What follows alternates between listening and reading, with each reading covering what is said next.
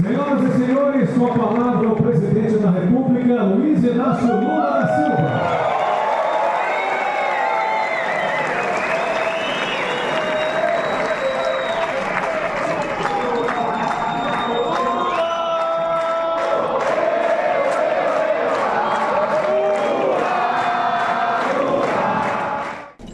Que em todo estado que eu chego, e falo isso não por arrogância, eu falo isso para provocar vocês a estudarem, a pesquisarem. Em todo estado que eu chego, e eu vou dizer aqui uma coisa, eu duvido que em algum momento da história, algum presidente da República colocou mais dinheiro nos estados do Brasil do que nós colocamos no nosso governo. E faço isso por uma coisa muito simples. O que nós vamos anunciar aqui não é uma coisa pensada pelo presidente da República ou pensada pela Casa Civil. O que nós vamos apresentar aqui é uma proposta de obras públicas que começou a ser construída com a primeira convocação que eu fiz em janeiro de 2003, numa reunião em que todos os governadores do Brasil foram chamados para dizerem ao governo federal quais as obras que eram prioritárias para cada estado. E os 27 governadores compareceram, e os 27 governadores, depois de algum tempo, apresentaram ao governo federal aquilo que era considerada a obra mais importante para os estados. Então, o que tem aqui que nós vamos apresentar de obra de infraestrutura, tem o dedo do governador e do povo de Minas, tem o dedo do prefeito Fábio e tem o dedo, talvez, de muitos parlamentares aqui. E por que nós resolvemos fazer isso? Porque no Brasil nós não temos o hábito de ter continuidade nas obras de um governo para o outro. O problema no Brasil é que todo governante que entra, ele quer fazer a sua marca. E se tiver uma obra importante feita por um outro governo, ele para, sem nenhum pudor. Ele para e vai fazer a dele, porque ele quer a marca dele. A marca dele não é a melhoria da qualidade da vida do povo, do Estado, mas é o seu viaduto, é a sua ponte, é a sua estrada. Tudo é uma bobagem, porque a gente mede a qualidade das obras do Estado pelo conjunto da obra que a gente faz. E é por isso que eu estou aqui muito à vontade para dizer, o que a gente vai anunciar não é um pensamento do governo federal, é o resultado do compartilhamento de uma política pública civilizatória que nós resolvemos adotar no país, porque o papel do presidente da República não é ficar preocupado a que partido pertence o governador, mas é ficar preocupado com o povo do Estado.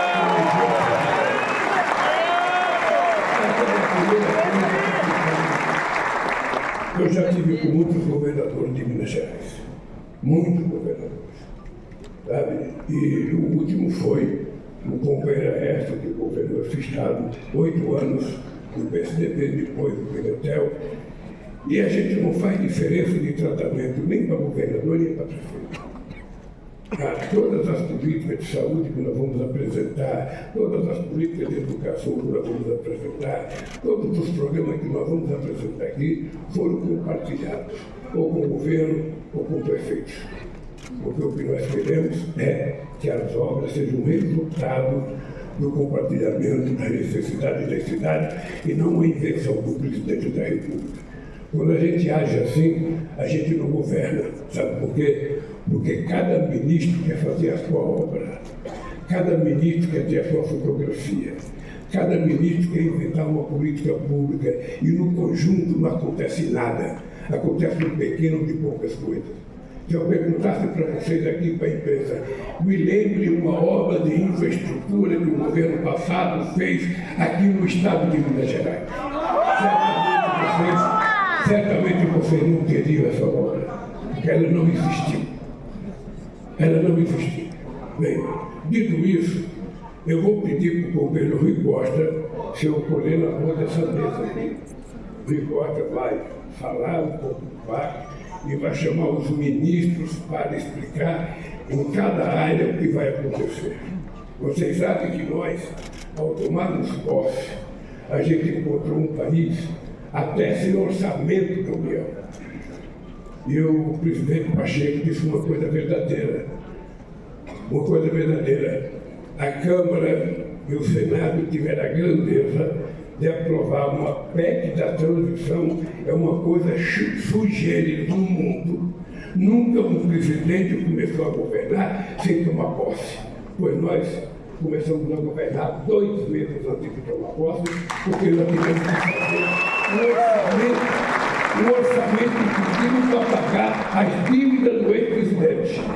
Um orçamento para cumprir os compromissos que ele tinha assumido e que não tinha pago. E depois nós fomos reconstruir o país. Foram 187 mil obras paralisadas, inclusive delas, a maioria casas populares que estavam já contratadas e que agora a gente está tentando de fazer novos contratos para retomar essas casas. Vocês não têm noção, são quase 6 mil obras nas escolas que estão sendo agora preparadas para a gente reconstruir, porque os projetos ficaram defasados, porque as empresas não existiam mais e a gente então tem que refazer os contratos, recontratar outras empresas, inclusive fazer os reajustes atualizados dos preços dessas obras. Casas que estavam quase prontas, nós encontramos as casas, as pessoas roubaram telha, as pessoas roubaram porta, as pessoas roubaram vidro, porque eram coisas abandonadas e como as pessoas precisam, as pessoas vão pegando. E nós agora temos que tentar reconstruir tudo isso. Então o ano de 2023 foi um ano de preparação do terreno. Um ano em que a gente, fez o manejo da terra, a gente não é mais arado, mas a gente arou a terra, a gente preparou a cova para plantar, colocamos a semente, cobrimos a semente e estamos agora aguando. E este é o ano que começa a colheita. Por isso que eu digo a minha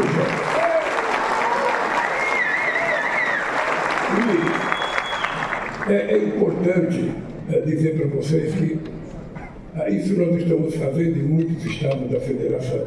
Eu acabei de ir ao Rio de Janeiro, acabei de ir ao encontro do governador de São Paulo, e às vezes eu acho engraçado as manchetes dos jornais, porque ela não tem nada a ver com a vida real do que acontece.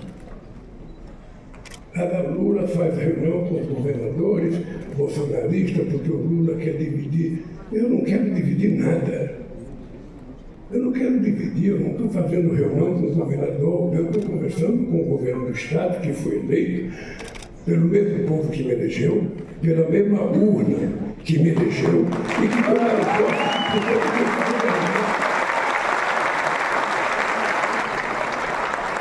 Eu nunca vou pedir para um governador ou um prefeito gostar mais de mim ou gostar menos de mim. Eu já sou casado, tá ali a Jorginha, muito bem casado. O que eu quero é que a gente construa no país uma relação civilizada. 2 políticos podem ser de partidos diferentes, ser de religiões diferentes, torcer aqui em Minas Gerais para times diferentes. Por exemplo, eu sei que a maioria de mineiros é atleticano.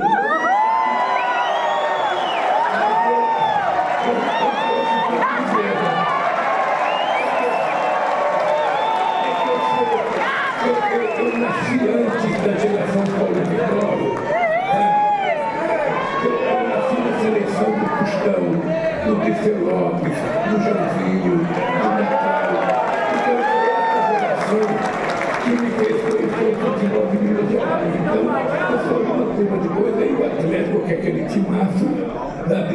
Mas eu já tinha feito a opção, porque eu vi o Cruzeiro enfiar 5 gols porque o Paulo Vitório Então, o fato de nós torcermos para time diferente, eu e a Janja, por exemplo, ela é flamenguista, eu sou corintiano. Então você vê o sofrimento que eu estou, e meu Corinthians quase no limbo, e ela, com o Flamengo dela, cheio de coisa, até contratou o Tite. A minha sorte é que o Gabigol perde uma bola que marca. Estou aí tranquilo. Mas eu estou dizendo isso porque eu já convivi com muita gente. Quando a gente chega a uma certa idade, o que a gente traz superior aos outros é a experiência, é a convivência. Eu já convivi com tanta gente adversária, com tanta gente que não gostava de mim, e que eu também não fazia nenhum apreço de gostar. Mas o que eu acho é que a gente precisa ter responsabilidade de relacionamento. Tá? Nós temos um Congresso Nacional em que o partido só tem 70 deputados e nós temos 570 deputados. E para aprovar as coisas, nós temos que conversar. Conversar com quem não votou na gente. E nós temos que conversar com relação de respeito, porque as pessoas também não são obrigadas a votar naquilo que o presidente da República manda. Nem sempre o presidente é o dono da verdade. Então nós temos que aceitar da forma mais democrática possível, quando o presidente manda um projeto de lei para o Congresso, os deputados quererem mudar, quererem fazer emenda, os partidos quererem negociar aquilo. Qual é a diferença disso? Mas aqui nesse país foi criado que negociar é adotar a política da dando que você recebe. Aqui nesse país se criou a cultura de que quando um partido faz uma emenda numa medida provisória do governo, houve corrupção. Quando no mundo inteiro a palavra correta é negociação e compreensão da arte do exercício de uma coisa chamada política, que não precisa ter curso universitário, tem que ter maturidade política, tem que ter tempo